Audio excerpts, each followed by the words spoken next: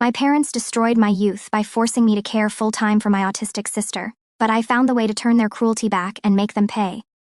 When my sister was born, I was 6 years old, brimming with excitement at the prospect of being a big sister. I imagined us sharing secrets, playing together, and forging a bond that would last a lifetime. But those dreams quickly unraveled as the reality of her severe autism set in. It wasn't her fault, but her condition reshaped our family in ways I never could have anticipated. Gradually, I felt myself fading into the background of my parents' lives, overshadowed by her constant needs. The shift was subtle at first, but it became a defining force in my life, one that left me grappling with emotions I wasn't prepared to face. Love, resentment, guilt, and a longing for a life that felt like my own. One of the earliest stings came when I was moved to the basement. My parents explained it was because my sister needed to be closer to them, her room positioned near theirs for easier access during her frequent meltdowns. The basement was cold, damp, and unsettling, a far cry from the cozy bedroom I'd once had upstairs. At night, I'd lie awake, the creaks of the house amplifying my sense of isolation. I could hear the muffled sounds of my family above, my parents' voices, my sister's cries, and it felt like I'd been exiled from the heart of our home. I was still a child craving the warmth and security of being near my parents, but instead, I was tucked away in a space that felt more like storage than a bedroom. That sense of being pushed aside planted a seed of resentment that grew over time. The loss of my toys was another wound that cut deep. My sister, in her unpredictable moments, would often break them. They weren't just objects, they were my refuge, my way of escaping into a world where I could be a kid. I'd spend hours building stories with my dolls or constructing elaborate setups with my blocks, only to find them shattered or scattered after one of her episodes. I tried to talk to my parents about it, hoping they'd see how much it hurt to lose those small pieces of my world. But their response was always the same: she's younger. She doesn't understand. You're the big sister, you need to be patient. Their words, meant to teach empathy, instead made me feel invisible. It was as if my feelings didn't matter, as if I was expected to sacrifice my joy for her without question.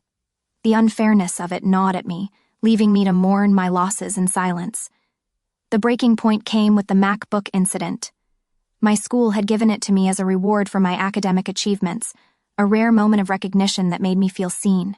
I cherished it not just for its utility but for what it represented, a small validation of my efforts. Then, one day, it was gone, destroyed in one of my sister's outbursts. The school scolded me for being careless, unaware of the circumstances, and my parents didn't defend me. Instead, they piled on, their disappointment heavy with blame. You should have been more careful, they said, as if I'd invited the destruction. The injustice burned. It wasn't just about a laptop. It was about the accumulation of moments where my needs were dismissed, where I was left to carry the weight of her actions alone. I felt abandoned, like no one in my family had my back when I needed it most. Living as my sister's unofficial caretaker has been an unrelenting challenge. I love her, there's no question about that, but the demands of her care have consumed my life in ways that feel suffocating. My parents, stretched thin by her needs, often forget that I'm still a teenager, navigating my own struggles. I'm expected to drop everything the moment she needs attention, whether I'm studying for a test, spending time with friends, or simply trying to carve out a moment of peace. My phone is a constant tether, always buzzing with the possibility of a crisis that requires my immediate return. I can't remember the last time I felt free to just be, without the looming expectation of being on call. My life feels like it's stuck on pause, waiting for the next emergency to pull me back into the chaos. The day I decided to go see the new Spider-Man movie was a rare act of rebellion, a small attempt to reclaim a piece of my adolescence. My friend Jake had been hyping it up for weeks, his enthusiasm infectious. For once, I wanted to do something purely for myself, to escape the weight of my responsibilities and just be a teenager. I planned it carefully, telling myself that 2 hours away wouldn't hurt anyone. I turned off my phone during the movie, a deliberate choice to immerse myself in the moment, to laugh and cheer without the constant fear of interruption. Walking out of the theater, I felt lighter than I had in months, the thrill of the film still buzzing in my veins. But that fleeting joy evaporated the moment I turned my phone back on. Missed calls and frantic texts flooded the screen, each one a jab of guilt and dread. I called home immediately, bracing for the worst. My mom's voice was sharp, laced with anger. "Where have you been? We needed you an hour ago," she snapped. I tried to explain, but my words felt feeble against her frustration. The drive home was a blur, my earlier happiness replaced by a familiar mix of guilt and resentment. When I walked through the door, the atmosphere was heavy, my parents' disappointment a palpable force. My sister's noises filled the background, a reminder of the chaos that defined our home. "We rely on you," my dad said, his tone cutting. "You can't just disappear to watch a movie." My mom echoed him, her words final. "Your responsibilities here are more important than some movie."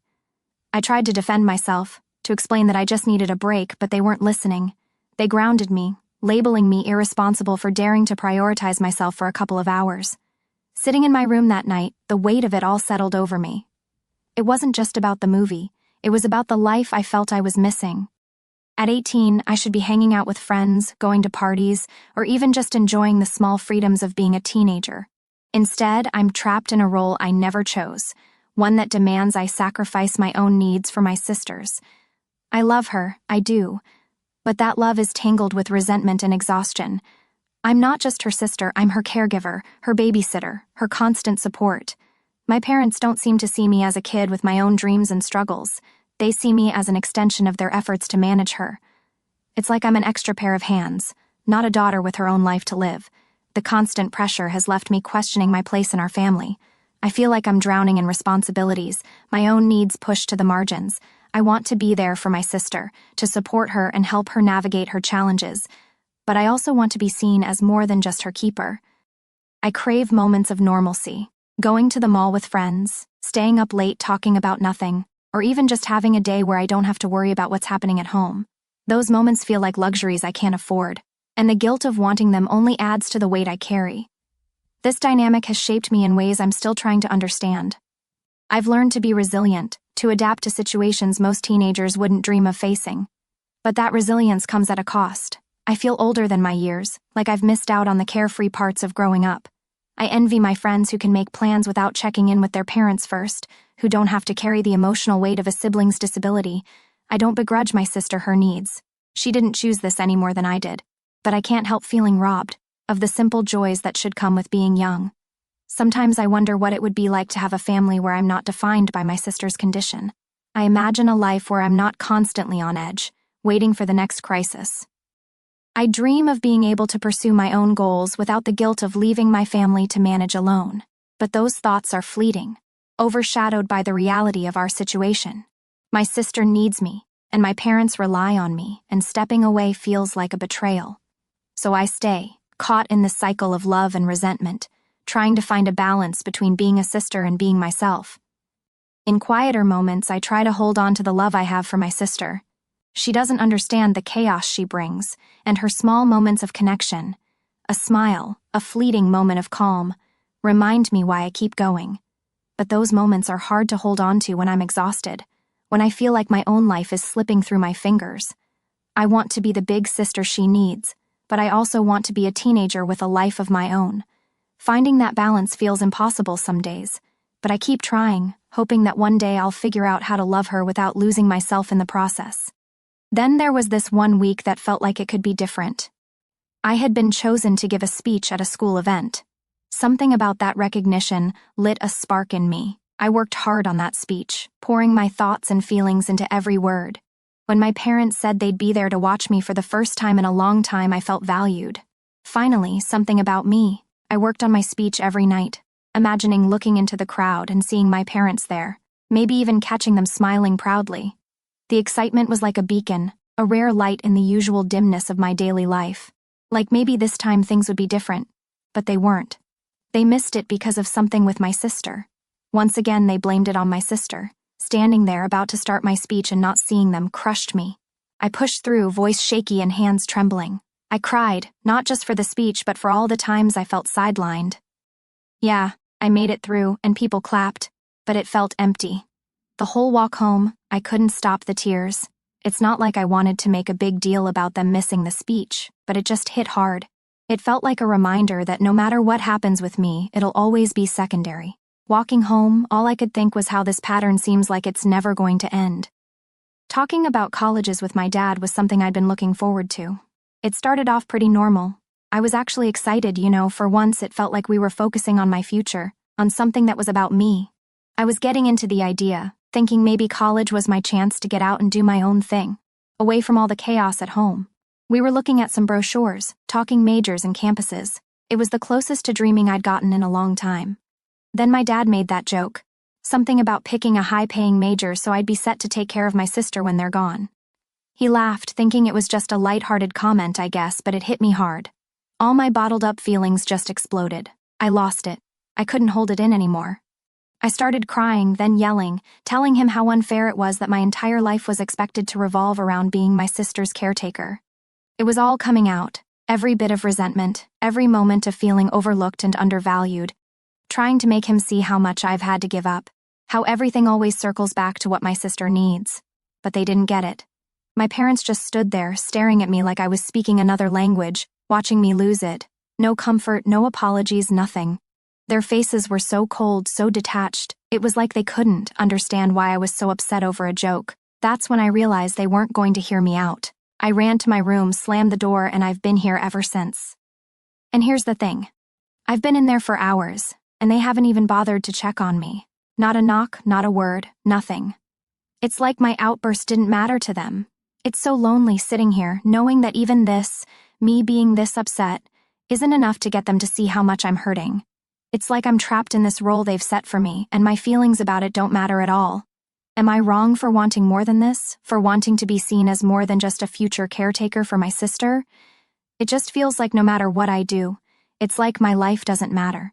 I am nothing to them, nothing more than just an insurance for my sister after they are gone. After hours turned into a day and then another with no word from my parents, something in me clicked. I couldn't shake off the feeling that something had to change.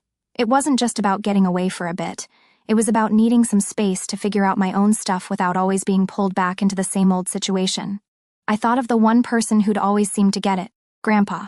Without making a big plan, I just packed some essentials into a backpack one night and left.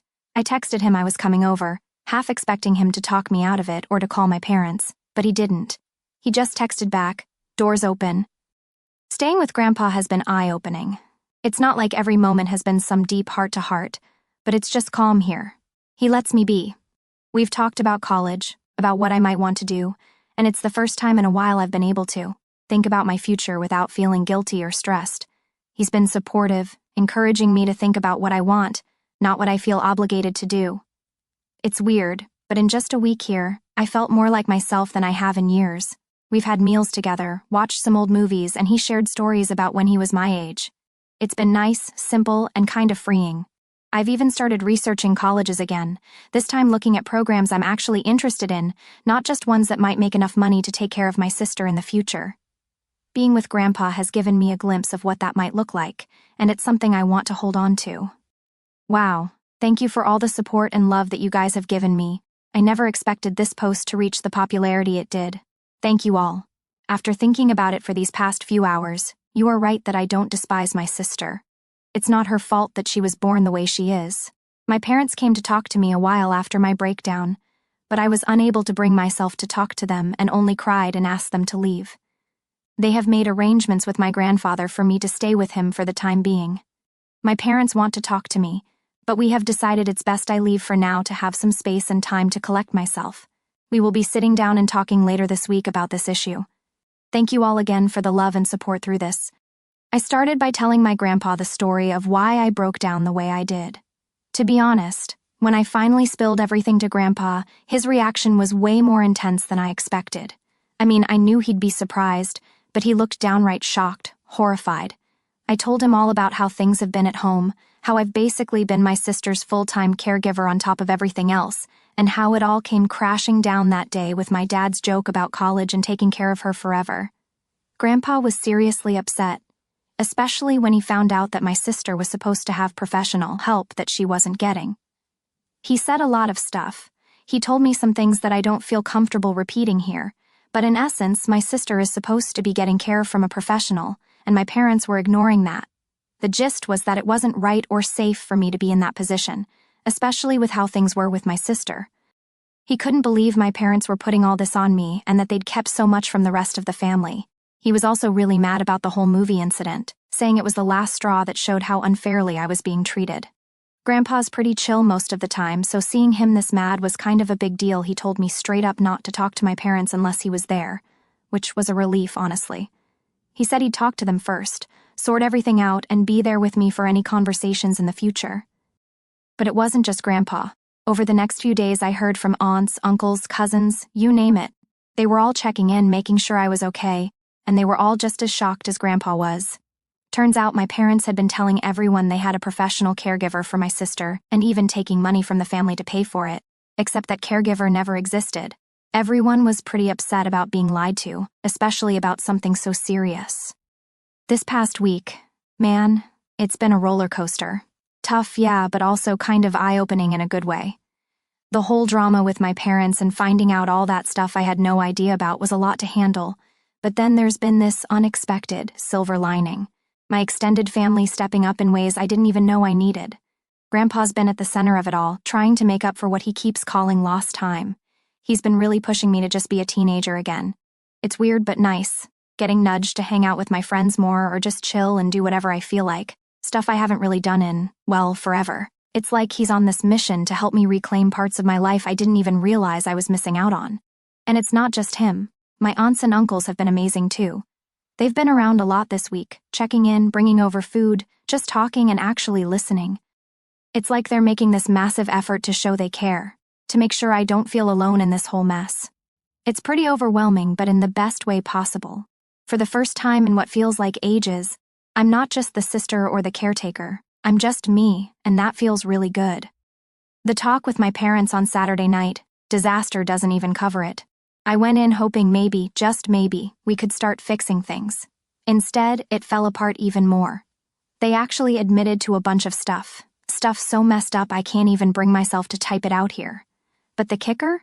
Not a single sorry came out of their mouths. Instead, they doubled down, saying I was pretty much born to be my sister's caretaker. Yeah, my dad actually said that, like my whole purpose was just about taking care of her. I couldn't keep it together. All the stuff I'd found out, all the support I'd been getting from the rest of the family, it all just bubbled up. I called them out on everything, the lies about the caretaker, the money they were supposedly spending on it but actually weren't. All of it. But they just dodged and made excuses. By the end of the talk, things were even worse than before. It felt like hitting a brick wall trying to get through to them. I'd gone into that conversation with a sliver of hope that we could mend things, but I walked out feeling like that chance was completely torched. So after that disaster talk with my parents, I made up my mind. I'm done. I had a long chat with Grandpa and my uncle last night, and we all agreed it's best if I don't go back. Today's the day I'm officially moving out to live with Grandpa. It feels weird, making this huge change, but it also feels right, like I finally have some control over my life again. I've also decided I'm leaving the state for college once I'm done with high school. Just the thought of starting fresh somewhere new is kind of thrilling. My aunt, she's been incredible through all this. She told me she's going to start sending the money directly to me, the money she used to give to my dad for my sister's care. Guess it's going to be my college fund now. My parents, they've called a couple of times since that night, but if you're thinking they called to say sorry or that they missed me, nah. They just wanted to know when I was planning to come back home. It's like they're not even trying to understand why I had to leave.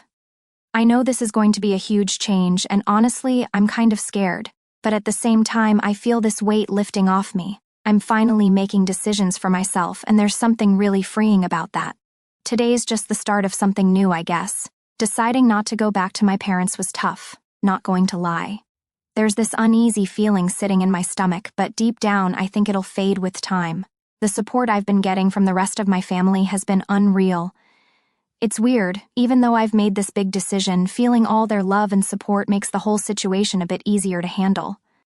But yeah, the harsh truth, I've pretty much lost my parents through all this. That realization hits hard. It's a lot to process, and sometimes I catch myself wishing things could have been different, but through all the mess, I've come to see something really important. I don't hate my sister. That anger I thought I felt towards her was misplaced. She's not the one to blame for how our parents chose to handle things. I love her more than I can say, and hating her for something she had no control over was wrong on so many levels. I hope someday I can make that right. For now, though, leaving is what I need to do for myself. It's about finding my own way, figuring out who I am outside of this whole situation. It's going to be a journey, but I'm ready for it. Moving out was surreal. Grandpa and my uncle were with me every step of the way, helping me pack up my life into boxes and bags, everything that meant something to me. We made sure to grab all the important stuff, like my birth certificate and social security card. It felt weirdly official, like I was collecting pieces of my old life to start a new one. My parents, they were pretty much silent the whole time. Dad took off with my sister not long after I got there, leaving just my mom to watch us pack. She didn't say much, just hovered in the background.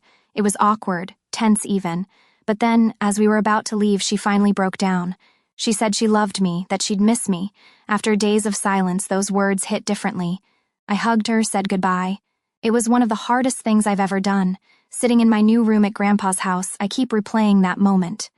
Did she mean what she said? After everything, it's hard to know.